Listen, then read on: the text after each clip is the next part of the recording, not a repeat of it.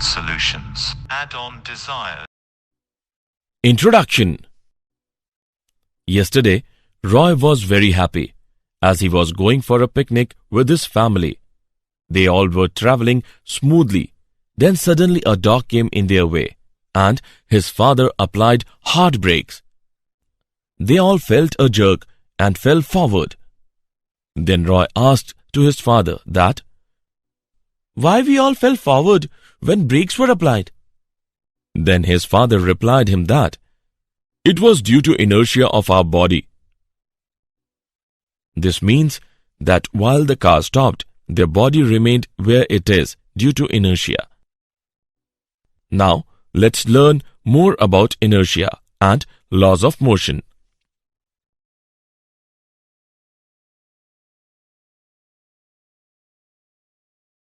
Objectives.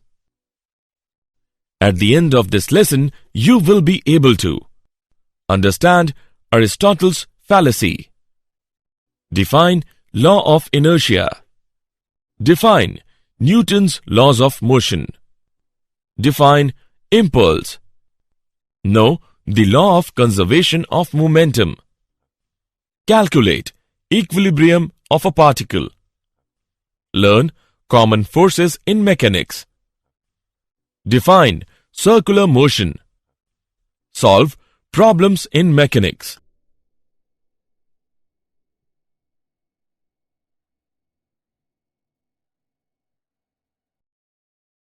Aristotle's fallacy.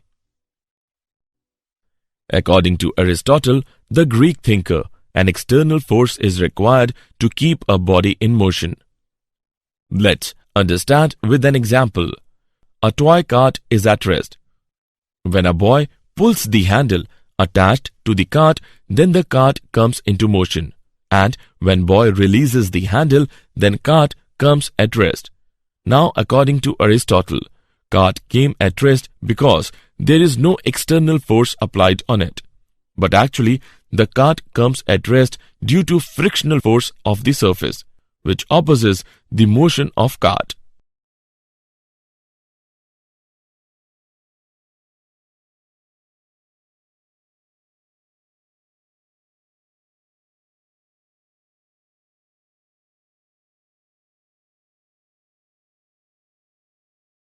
Law of inertia.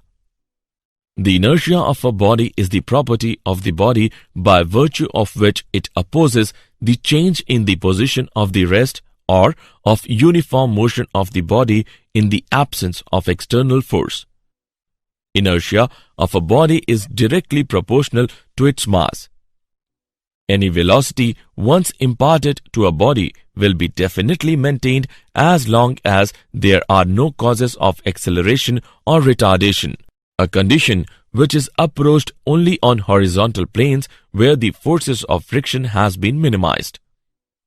Let us take an example. In the case of a plane which is sloping downwards, there is already present a cause of acceleration. In the case of a plane which is sloping upwards, there is already present a cause of retardation. In the case of horizontal plane, there is a constant motion.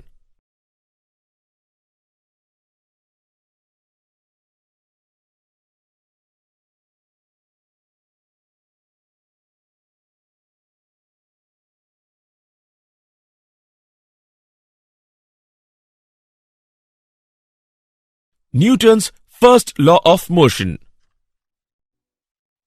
Newton's first law of motion states that every body continues to be in its state of rest or of uniform motion in a straight line, unless compelled by some external force to act.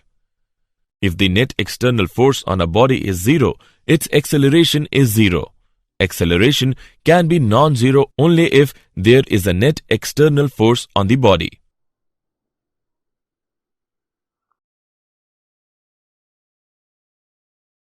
Newton's second law of motion.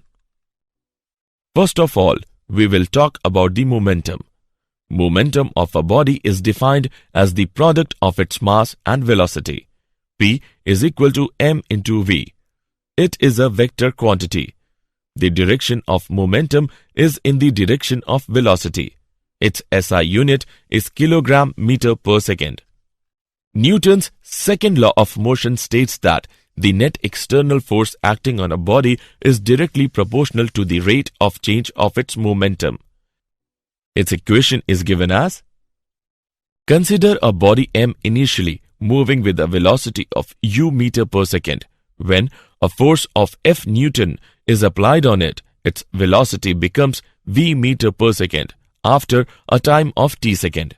Then, according to Newton's second law, F is equal to mv minus mu divided by t.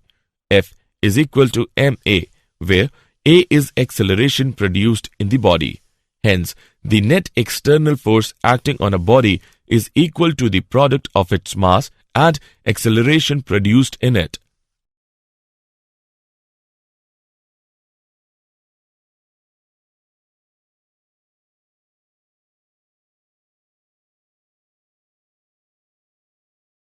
Example: constant force acting on a 8 kg mass change its speed from 2 meter per second to 3.8 meter per second in 25 seconds.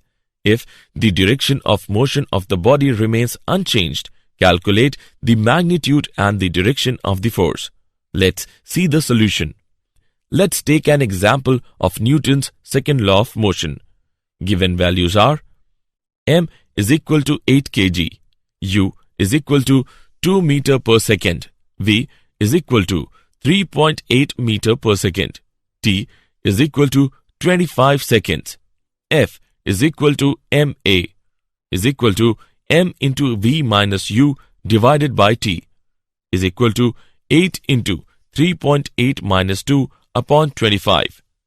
Force is equal to 0.58 Newton.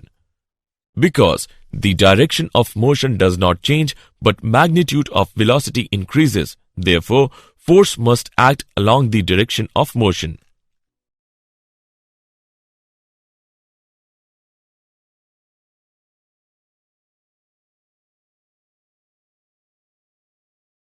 Impulse.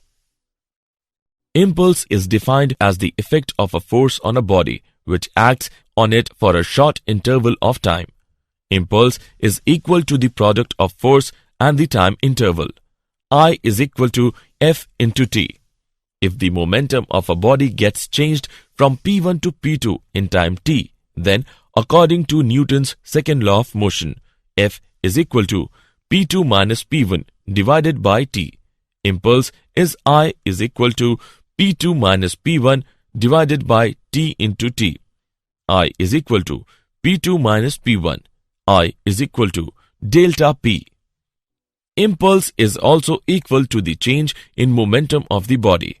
It is a vector quantity and its direction is same as that of change in momentum.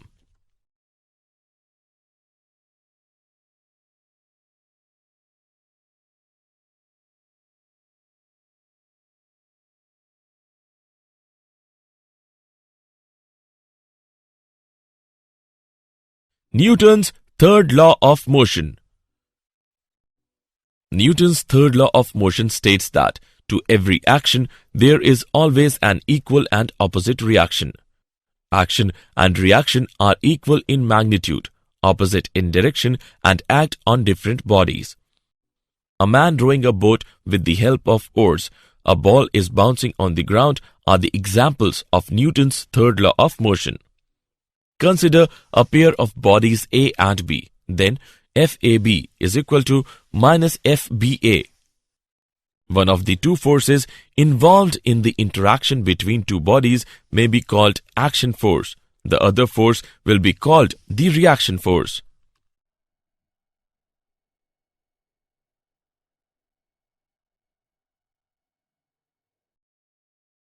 Conservation of momentum. Isolated system.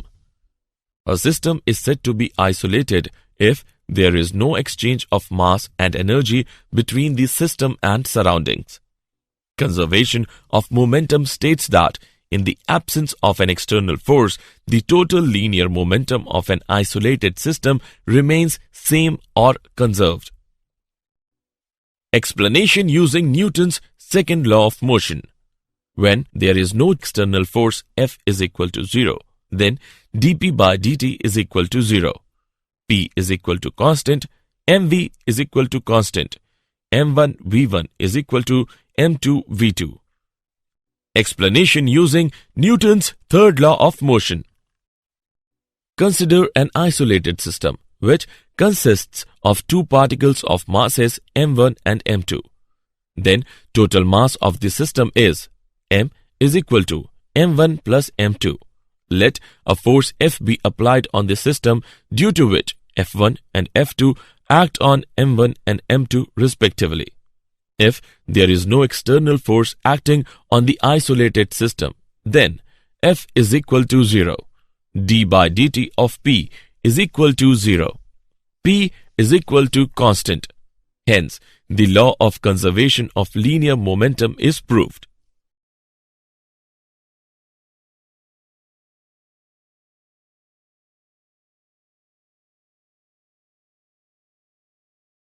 Equilibrium of a particle. When there is no change in the state of rest or of uniform motion of a body on which the forces act, the body is said to be in equilibrium. Concurrent forces are those forces whose lines of action intersect at a common point. The figure shows 4 concurrent forces F1, F2, F3 and F4 whose lines of action intersect at O. A body in equilibrium may be or may not be at rest.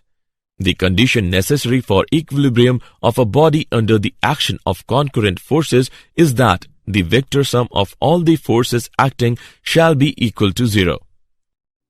Lamy's theorem states that if 3 concurrent forces acting on a body keep it in equilibrium, then each force is proportional to the sine of the angle between the other 2 forces. Let F1, F2 and F3 be 3 concurrent forces in equilibrium. Then, according to Lamy's theorem, F1 upon sine alpha is equal to F2 upon sine beta is equal to F3 upon sine gamma.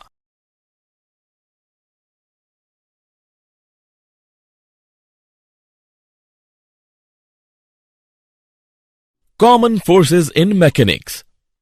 In mechanics, we encounter several kinds of forces. The main contact forces in mechanics is friction. Friction.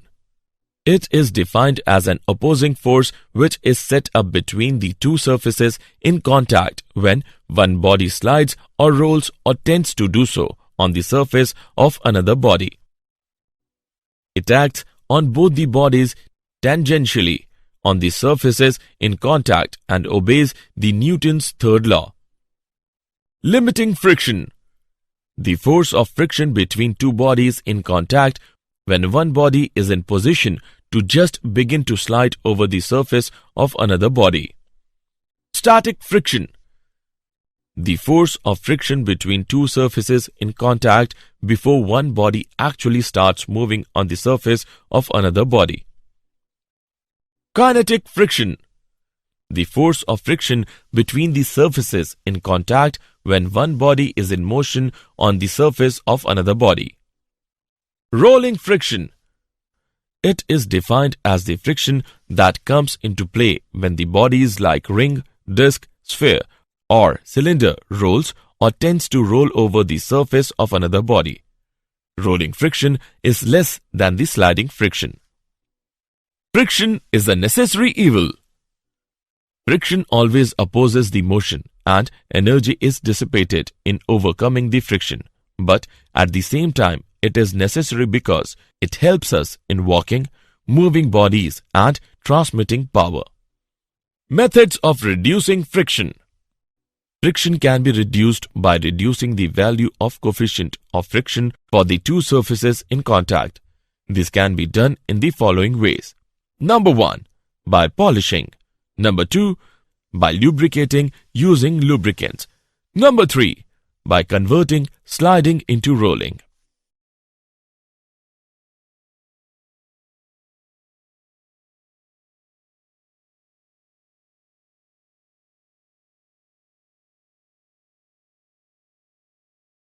Circular motion. When a body moves on a circular path, then its motion is called circular motion. And if a body moves on a circular path with a constant speed, then its motion is called uniform circular motion. Forces on the body is given by F is equal to ma is equal to mv square upon r. It is always directed towards the center of the circular path. Therefore, it is known as centripetal force. Some examples of horizontal circular motion are: Number 1. Vehicle taking a circular turn on a level road. When a vehicle takes a circular turn on a level road, the force of friction between the tires of the vehicle and road provides the necessary centripetal force to the vehicle. The maximum speed with which a vehicle can take a circular turn of radius r on a given road is given by V is equal to under root mu rg, where V is equal to speed of the vehicle, mu is equal to coefficient of friction. Number 2. Banking of roads. In hilly areas, circular turns are very frequent and sharp. Therefore, roads are made in such a way that their outer edge is slightly raised than the inner edge, so that sufficient centripetal force could be provided. If the vehicle takes a circular turn of radius r on a banked road with speed v, tan theta is equal to v square upon rg, where theta is the angle of banking. Number 3. Bending of a cyclist. A cyclist always bends himself with the vertical while taking a circular turn on the road, so that he could provide himself a sufficient centripetal force.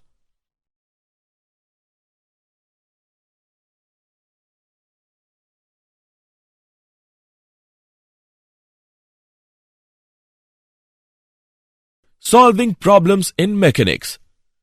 To solve a typical problem in mechanics, we should use the following steps. Step 1. Draw a diagram. Step 2.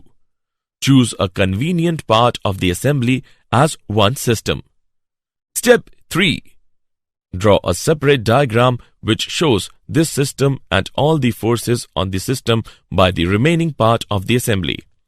Step 4.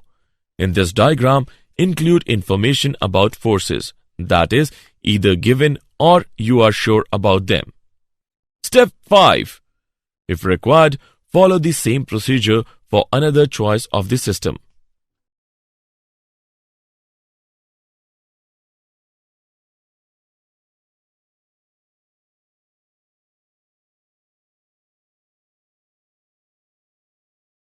Did you know? Sir Isaac Newton was born in 1642, the same year that Galileo died. He was born in a poor farming family. He was sent to study at Cambridge University in 1661.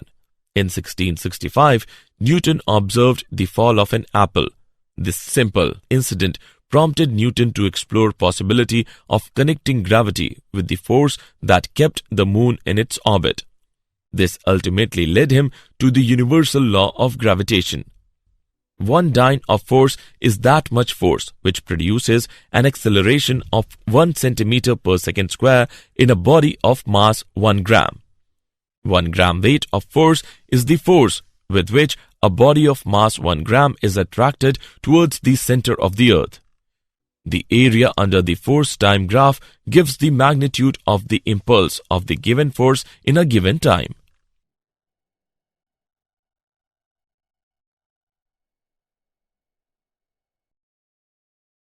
Summary. Let us summarize what we have learned. Gravitation is a natural phenomena by which physical bodies attract with a force proportional to their masses. The inertia of a body is the property of the body by virtue of which it opposes the change in the position of rest or of uniform motion of the body in the absence of external force. Newton's first law of motion states that every body continues to be in its state of rest or of uniform motion in a straight line unless compelled by some external force to act. Newton's second law of motion states that the net external force acting on a body is directly proportional to the rate of change of its momentum.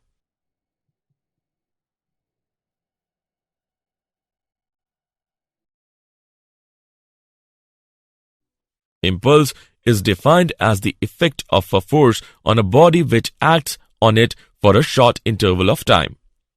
Newton's third law of motion states that to every action there is always an equal and opposite reaction. Conservation of momentum states that in the absence of an external force, the total linear momentum of an isolated system remains same or conserved. When there is no change in the state of rest or of uniform motion of a body on which the forces act, the body is said to be in equilibrium.